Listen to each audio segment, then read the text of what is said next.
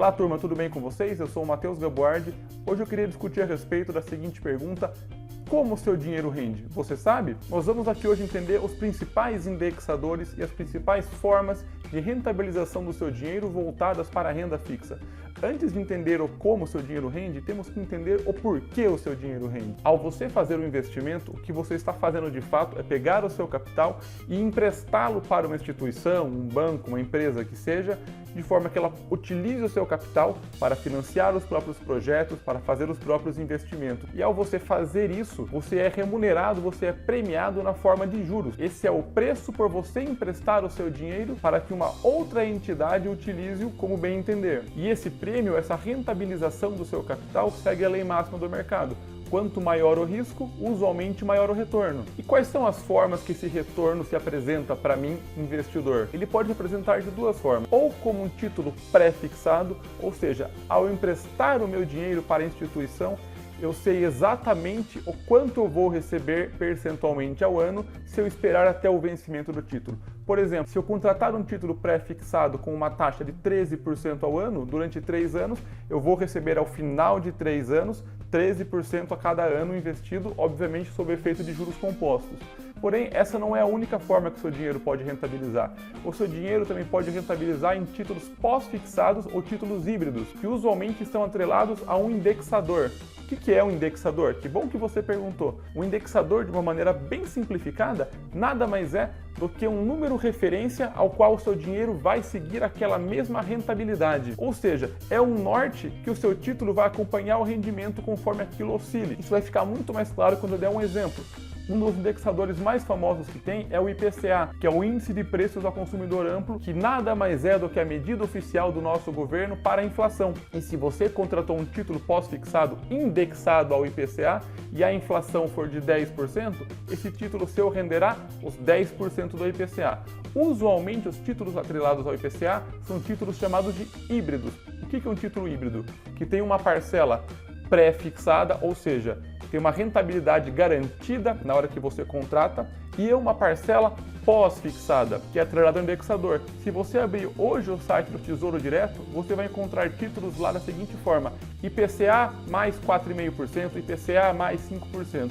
Esse é um título híbrido, ou seja, ele rentabilizará para você a inflação, que é o IPCA, mais 4,5% ao ano garantido se você levar o título até o vencimento. Deu para entender? E os outros dois indexadores mais famosos são a taxa Selic e o CDI.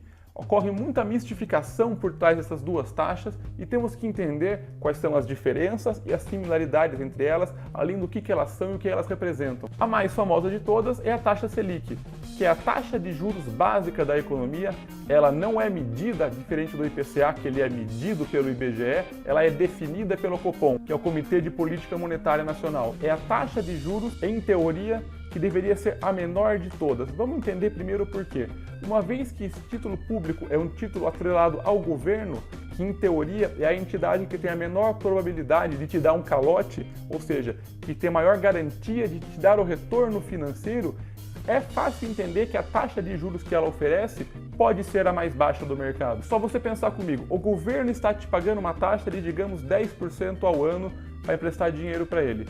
Aí, de repente, chega uma empresa como a Petrobras, que está no mercado de renda variável, e fala que vai te pagar 10% ao ano. Você investiria na Petrobras nesse cenário? Provavelmente não.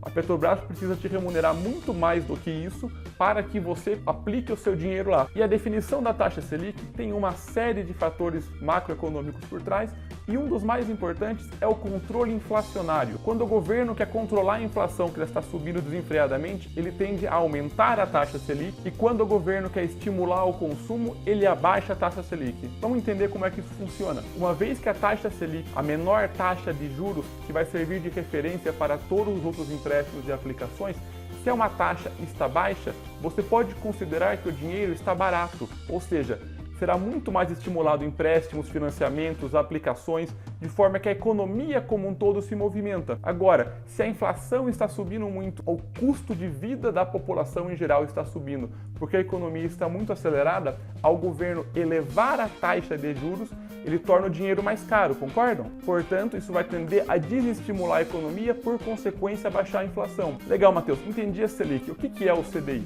O CDI é o Certificado de Depósito Interbancário, que nada mais é do que a taxa de juros que um banco cobra de outro banco ao emprestar dinheiro em uma operação chamada overnight, de um dia para o outro. Isso acontece porque os bancos, por lei, eles não podem fechar o dia em caixa negativo.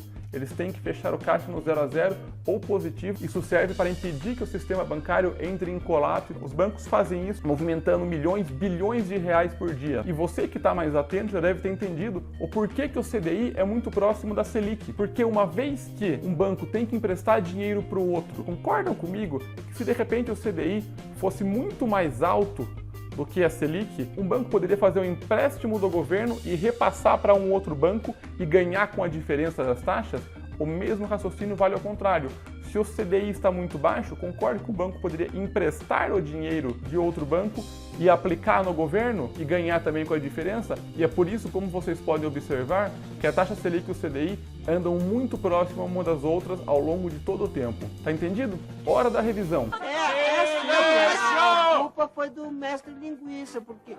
Nós vimos hoje que o nosso dinheiro rende na forma de juros, porque esse é o nosso prêmio para emprestarmos dinheiro para outra instituição, empresa ou governo, para que nós possamos financiar as atividades dele, e esse prêmio vem na forma de juros. Os juros podem ser pré-fixados, ou seja, nós sabemos exatamente o quanto vamos receber no vencimento do título, ou eles podem ser pós-fixados, que o rendimento depende de um indexador. O indexador nada mais é do que a referência atrelada a qual o título vai rentabilizar. Os mais famosos são o IPCA, que é a inflação, a Selic, que é a taxa básica de juros, e o CDI, que é a taxa de operações interbancária na overnight, de um dia para o outro. E o CDI e a Selic andam juntos.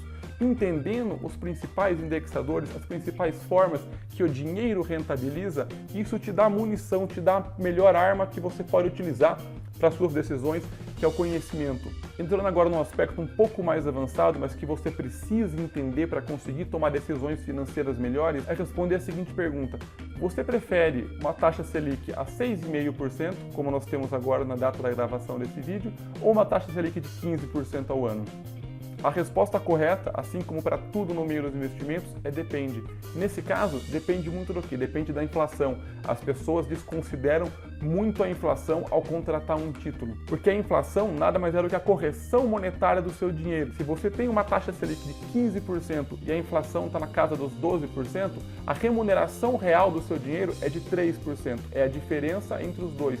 Agora, se você tem uma taxa Selic de 6,5% e a inflação se mantém ao longo dos 2% no ano, o rendimento do seu dinheiro está em 4,5%. Ou seja, rentabilizou mais do que no outro cenário. Você precisa sempre descontar a inflação do seu rendimento. Mas, Matheus, qual dos títulos é melhor para comprar? Um pré-fixado, um pós-fixado ou um híbrido? Bom, pessoal, esse é um assunto para um outro vídeo que está na ordem da linha de produção. E se você quer ver essa resposta e gostou do conteúdo de hoje, deixa o like aqui embaixo, se inscreve no canal para mais conteúdo exclusivo que está vindo aí, me acompanha nas redes sociais. Um forte abraço, até a próxima!